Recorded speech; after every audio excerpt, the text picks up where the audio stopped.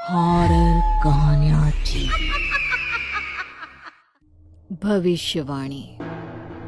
राजू कुछ दिनों पहले अपनी पत्नी और माता पिता के साथ एक पुराने घर में शिफ्ट हुआ था। उस घर का मालिक विदेश में रहता है। उसने बहुत ही सस्ती कीमत पर राजू को वो घर बेच दिया था। अरे वाह राजू, देखो यहाँ तो टीवी भी है। चलो अच्छा हुआ, हमें मुफ्त में टीवी मिल गया। अच्छा, आप सभी फ्रेश हो जाइए, मैं आप लोगों के लिए गर्मा गर्म चाय नाश्ता तैयार करती हूँ। फिर थोड़ी देर के बाद सभी बैठकर चाय नाश्ते का आनंद लेते हैं, जिसके बाद राजू ऑफिस चला जाता है। बहू, हम दोनों भी जरा टहल कर आते हैं। ठीक है, आप दोनों जाइए, तब तक मैं दोपहर का खाना बना लूंगी। उन दोनों के जाते ही सोनिया टीवी शुरू कर देती है, लेकिन टीवी पर एक बहुत ही भयानक तस्वीर दिखने के साथ बहुत डरावनी आवाजें आ रही थी, जैसे कोई बहुत जोर से रो रहा हो। सोनिया रिमोट से चैनल बदलने की कोशिश करती है, पर कोई फायदा नहीं होता। अरे ये सब क्या है?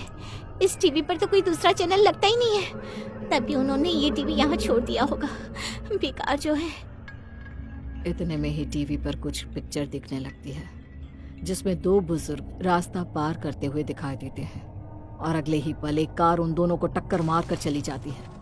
दोनों बुजुर्ग सड़क पर गिरकर तड़पने लगते हैं। यह दृश्य देखने में इतना वास्तविक था कि सोनिया इसे देखकर घबरा जाती है। ऐसा प्रोग्राम तो मैंने आज तक नहीं देखा। ऐसा लगता है जैसे ये हादसा बिल्कुल मेरी आंखों के सामने ही हुआ है। तभी अचानक सोनिया का मोबाइल बजने लगता है। सोनिया फोन उठाती है। हेलो, कौन? जी, क्या आप सोनिया बोल रही हैं? हाँ, मैं सोनिया बोल रही हूँ, लेकिन आप कौन हो? मैं निर्मल हॉस्पिटल का कंपाउंडर किशोर बोल रहा हूँ।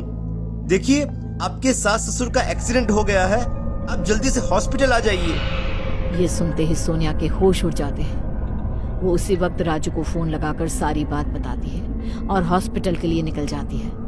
दूसरी तरफ राजू भी हॉस्पिटल से छुट्टी लेकर हॉस्पिटल में पहुंच जाता है, जहां अपने सास ससुर की हालत देख सोनिया बहुत घबरा जाती है। ये तो बिल्कुल वैसा ही लग रहा है जैसा उस टीवी प्रोग्राम में दिख रहा था, लेकिन ऐसा कैसे हो सकता है? क्या मुझे राजू को बताना चाहिए? नहीं नहीं नहीं, सोनिया तो कुछ ज्यादा ही सोच रही है। सोनिया इस सब को बस एक इत्तेफाक मानकर बात टाल देती है। कुछ दिनों के इलाज के बाद राजू के माता पिता घर वापस लौट आते हैं। दूसरी तरफ उसी दिन सोनिया के कहने पर राजू बाजार से एक नया टीवी खरीद कर ले आता है। शुक्र है नया टीवी आ गया, वरना उस पुराने टीवी ने तो मुझे परेशान कर रखा था। वो अपनी मर्जी से चलता और अपनी मर्जी से बंद होता। हाँ, मुझे भी वो टीवी बहुत ही अजीब लगा। खैर कोई बात नहीं, मैं अभी उसे कोने में फेंक देता हूँ और हम आज से इस नए टीवी में अपने मनपसंद प्रोग्राम देखेंगे। उसके बाद राजू पुराने टीवी को कोने में रखकर उसकी जगह टेबल पर नया टीवी रख देता है। सब रात को टीवी देखते हैं और सोने चले जाते हैं। अब अगली सुबह जैसे ही सोनिया उठकर कमरे से बाहर आती है, तो एक दिन पहले ही आया नया टीवी टूटा पड़ा था। ये देखकर वह हैरान रह जाती है। हे भगवान, ये सब क्या है? ये टीवी कैसे टूट गया? बेटा, लगता है तूने ठीक तरह से टीवी को सेट नहीं किया, इसलिए ये गिर के टूट गया। अब तो तुझे नया टीवी लाना पड़ेगा। हाँ माँ, और कर भी क्या सकता हूँ, टीवी तो लाना ही पड़ेगा ना। लेकिन तुम्हें आज ही टीवी खरीद कर लाना होगा। मैं कुछ नहीं जानती, इतने दिनों से बिना टीवी के रह रही हूँ। मुझे आज टीवी चाहिए, मतलब चाहिए। ठीक है सोनिया, तुम चिंता क्यों करती हो, मैं टीवी लेकर आ जाऊंगा।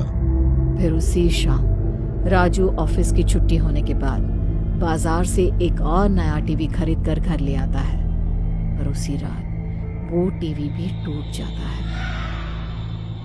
अरे सत्यानाश, ये टीवी भी टूट गया। आखिर ये सब हो क्या रहा है? मेरी समझ में नहीं आता। इस वाले टीवी को तो मैंने टेबल पर अच्छी तरह से सेट किया था, फिर अचानक से नीचे कैसे गिर गया? और हाँ सोनिया, अब ना तुम नया टीवी खरीदने के लिए जिद मत करना, क्योंकि अब मेरे पास बिल्कुल भी पैसे नहीं बचे और इस महीने का घर खर्च भी तो चलाना है ना।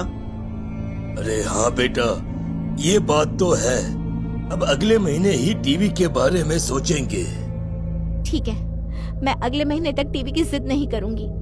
अगले महीने देखा जाएगा। उसके बाद सभी अपने अपने कामों में व्यस्त हो जाते हैं।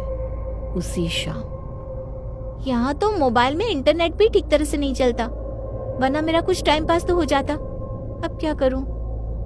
तभी सोनिया की नजर कोने में पड़े उसी पुराने टीवी पर जाती है। चलो इसी को चला लेती हूँ, थोड़ा तो समय कट जाएगा। सोनिया टीवी के पास जा ही रही होती है कि तभी उसके घर के दरवाजे पर दस्तक होती है। सोनिया जैसे ही दरवाजा खोलती है तो उसे अपने सामने कुछ बच्चे दिखाई देते हैं। आंटी, आंटी आपके घर में टूटे हुए टीवी है ना, हमें दीजिए ना, हम उसे खेलेंगे। तुम सबको कैसे पता चला कि हमारे घर में टूटे हुए टीवी हैं? इस घर में जो भी रहने आता है उनकी टीवी हमेशा टूट ही जाते हैं।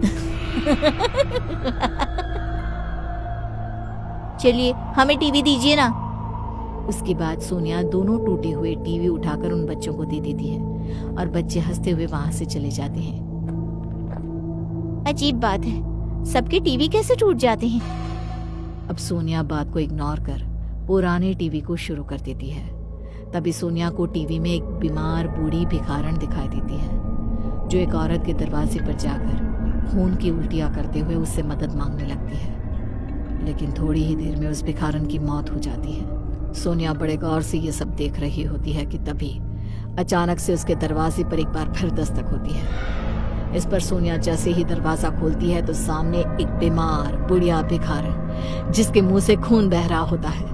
उसे देखकर सोनिया की आंखें खुली की खुली रह जाती है और घबराहट से उसके रोंगटे खड़े हो जाते हैं। मेरी मदद करो बेटी, मैं बहुत बीमार हूँ, कोई मेरी मदद नहीं करना, मुझे अस्पताल ले चलो, मैं मरना नहीं चाहती। इतना कहकर वो भिखारन जोर से सोनिया का हाथ पकड़ लेती है। उसकी आवाज सुनकर सोनिया के सास ससुर भी वहां आ जाते हैं, जिस पर वो तीनों भिखारन को उठाकर पास के अस्पताल में ले जाते हैं। पर हॉस्पिटल पहुंचने से पहले ही उसकी मौत हो जाती है। घर वापस लौटने के बाद सोनिया किसी से बात नहीं करती और लगातार टीवी में दिखाई दिए प्रोग्राम और अपने साथ घट रही घटनाओं के बारे में सोचने लगती है। आखिर ये सब कैसे हो सकता है? जो घटना मैं टीवी में देखती हूँ वो असल में कैसे हो जाती है? इत्तेफाक एक बार होता है, 2 बार नहीं। मेरी तो कुछ समझ में नहीं आ रहा, ये सब क्या, कैसे, क्यों हो रहा है? अब सोनिया की दिलचस्पी उस पुराने टीवी में पहले से ज्यादा बढ़ जाती है। इसी तरह एक शाम सोनिया टीवी में प्रोग्राम देख रही होती है कि तभी उसे दिखाई देता है कि एक आदमी अपनी पत्नी और बूढ़े माँ बाप के साथ बालकनी से नीचे गिर रहा है। वहीं सामने सड़क पर एक बारात गुजर रही है। सोनिया हैरानी से ये सब देख रही थी कि तभी उसके कानों में कुछ दूर से आ रहे बैंड की आवाज सुनाई देती है। हे भगवान, मेरे घर के सामने से भी बारात गुजर रही है। दूसरी तरफ बैंड बाजे की आवाज सुनकर राजू और उसके माता पिता बालकनी की ओर जाने लगते हैं। ये देखकर सोनिया बहुत ज्यादा घबरा जाती है। नहीं नहीं, वहां मत जाओ, रुक जाओ। क्यों? क्या हुआ सोनिया? अरे देखो ना, कितनी शानदार बारात जा रही है। तुम भी यहाँ से नजारा देखो ना। नहीं नहीं, हाँ, आप तीनों वापस आ जाइए, वहां मत जाइए। सोनिया चिल्लाती रह जाती है पर कोई उसकी बात नहीं सुनता। राजू जबरदस्ती सोनिया का हाथ पकड़कर उसे भी बालकनी के पास ले जाता है। अरे क्या हुआ सोनिया? आज तुम इस तरह का बर्ताव क्यों कर रही हो? तुम्हारी तबीयत तो ठीक है ना? राजू सोनिया को लेकर बालकनी पर पहुंचता ही है कि तभी अचानक बालकनी टूट जाती है, जिस वजह से वो चारों सीधा वॉल कंपाउंड के ऊपर लगे लोहे के तीरों के ऊपर जा गिरते हैं। चारों दर्द के मारे तड़पते हुए मदद की गुहार लगाते हैं, पर बैंड बाजे के शोर में किसी को उनकी आवाज सुनाई नहीं देती और थोड़ी ही देर में उन चारों की मौत हो जाती है। रात भर चारों की लाशें वहीं दीवार पर पड़ी रहती है। अगली सुबह आसपास के लोग उन्हें देखते हैं। ये चारों भी ज्यादा दिन इस घर में नहीं रह पाए, इनकी भी मौत हो गई। हाँ, तूने सही कहा, जो भी इस घर में आता है कुछ दिनों के बाद मर ही जाता है।